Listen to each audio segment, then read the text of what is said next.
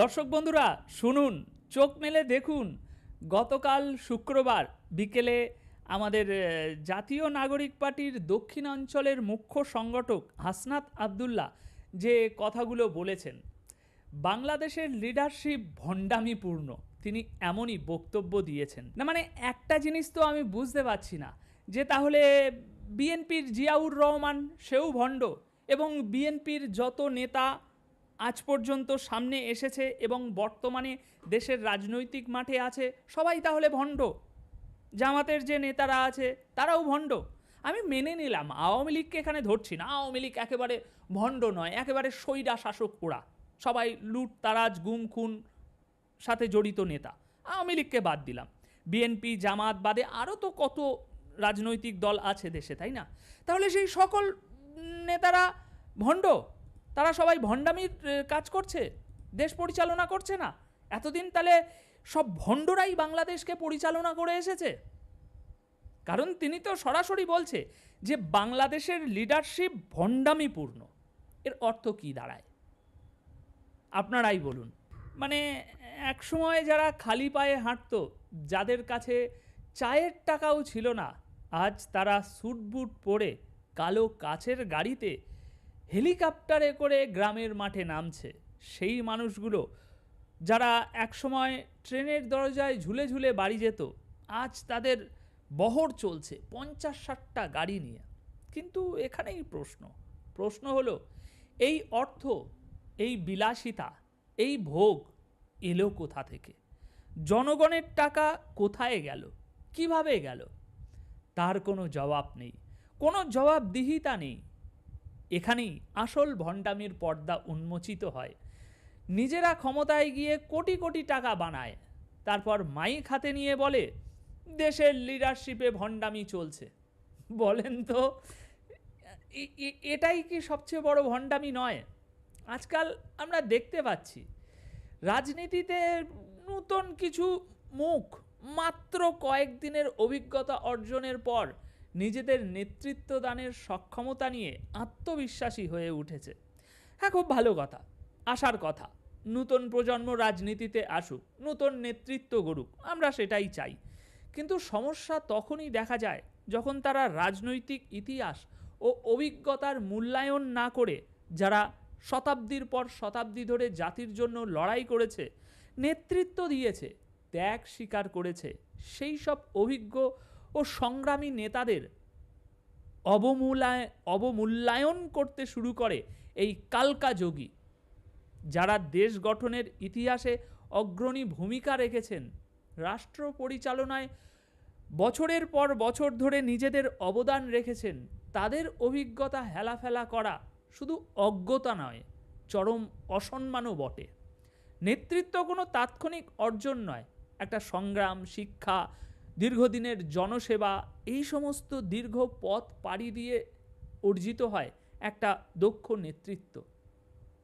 এরা এখন মানে এমন এক জায়গায় পৌঁছে গেছে যেখানে তাদের বাদ দিয়ে, মানে এনসিপি বাদ দিয়ে আর সব দলের যে নেতৃত্ব আছে, সেই সমস্ত নেতৃত্ব সবাই ভণ্ড, এমনটাই ঘোষণা করেছে তারা। সুতরাং ভালো করে ভাবুন তাদের ভণ্ডামির লেভেলটা বর্তমানে কোন পর্যায়ে পৌঁছে গিয়েছে। হাসনাত আবদুল্লাহ বলছেন আমাদের দেশের লিডারশিপ হচ্ছে ভণ্ডামিপূর্ণ। ওনারা আমাদের যা আমল করতে বলেন সেই আমলের ধার কাজ দিয়েও তারা যান না। তাহলে প্রশ্ন হলো, যখন তারা জুলাই আন্দোলন করেছিল তখন তারা জনগণকে কি বলেছিল? যে এই আন্দোলনের সফল পরিণতি হবে শেখ হাসিনাকে ক্ষমতা থেকে সরিয়ে দিয়ে নিজেদের রাজনীতির পথ তৈরি করা, শেখ হাসিনার সরকারকে সরিয়ে দিয়ে নিজেদের একটি রাজনৈতিক দল সামনে নিয়ে আসা? না, বলেনি তো, তাই না? তারা তখন বলেছিল আমরা চাই পরিবর্তন, আমরা চাই জনগণের সরকার, আমরা রাজনীতি বুঝি না, আমরা ছাত্র, আমরা চাই দেশের পরিবর্তন। কিন্তু আজ বাস্তবতা কি? আজ সেই কথাগুলোর কিছুই নেই। তারা জনগণের সিম্প্যাথি, আবেগ, আশা সব কিছু পুঁজি করে শুধু নিজেদের স্বার্থে ব্যবহার করেছে। আজ সেই ছাত্ররা, সেই সাধারণ মানুষ যারা রাজপথে বুক চিতিয়ে দাঁড়িয়েছিল, তাদের কাছে কোনো উত্তর নেই। তারা এখন বিস্মিত হয়ে দেখছে যে তাদের দাবি আদায়ের নামে এরা এখন ক্ষমতার খেলা শুরু করে দিয়েছে। তাহলে প্রশ্ন তো উঠেই যায়, তাদের কাজ আর কথার মধ্যে কোনো মিল আছে কি? না, নেই।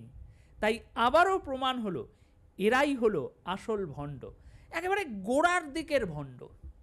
পরবর্তী হাসনাত আবদুল্লাহ বলছে, সমাজে কিছু সুদখোর ঘুষখোর আছে, সমাজের কিছু কিছু মানুষ আছে যাদের কাজই হচ্ছে সালিশি দরবার করা, কিছু মানুষের কাজ হচ্ছে থানার চারপাশে ঘোরাফেরা করা। সুতরাং যারা নিজেদেরকে ভবিষ্যতের লিডার বলে দাবি করছে, যারা পরিবর্তন আর আলোকিত সমাজ গড়ার কথা বলছে, তাদের আসল চেহারা হচ্ছে এই। এরা শুধু অন্যের দোষ ধরে টানাটানি করতে জানে। কে সুদখোর, কে ঘুষখোর, কে থানার সামনে ঘোরাফেরা করে, এসব বলেই তারা এখন নিজেদের রাজনীতি চমকাতে চাইছে, চালাতে চাইছে। কিন্তু প্রশ্ন হলো, ভাই তুমি নিজে কি করেছো দেশের জন্য? এই 8 মাসে তুমি কি দিয়েছো সাধারণ মানুষকে? তুমি যে জুলাই আন্দোলন করে জনতার সমর্থন আদায় করেছিলে, সেই আন্দোলনের ফলাফলটা কি?